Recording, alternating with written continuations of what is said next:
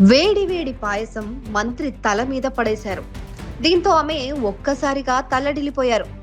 కేరళలో సోమవారం ఉదయం జరిగింది ఈ ఘటన.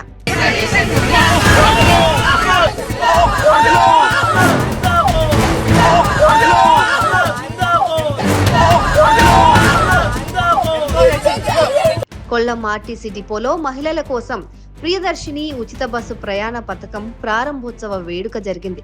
ఈ సందర్భంగా యూత్ కాంగ్రెస్ నాయకులు బస్సులోని ప్రయాణికులకు పాయసం పంపిణీ చేసేందుకు ఏర్పాట్లు చేశారు. అయితే ప్రారంభోత్సవ బస్సు లోపల విపరీతమైన రద్దీ, తోపులాట ఉండటంతో పాయసం పాత్ర ప్రమాదవశాత్తు మంత్రి గారి తలపైన ఒలికిపోయింది.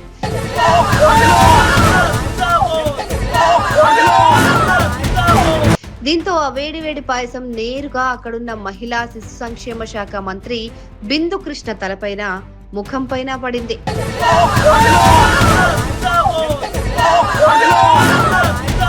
ఈ ఊహించని ప్రమాదంతో తీవ్ర అసౌకర్యానికి, నొప్పికి గురైనప్పటికీ అపారమైన సంయమనాన్ని ప్రదర్శించారు. కార్యక్రమానికి ఎలాంటి ఆటంకం కలగకూడదని భావించిన ఆమె నొప్పిని భరిస్తూనే బస్సును ఎక్కడా ఆపొద్దని అధికారులను ఆదేశించారు. ఆ బస్సులోనే ఉండి చిన్నక్కడ చేరుకునే వరకు తన ప్రయాణాన్ని కొనసాగించి ఆ తర్వాతే వెనుదిరిగారు.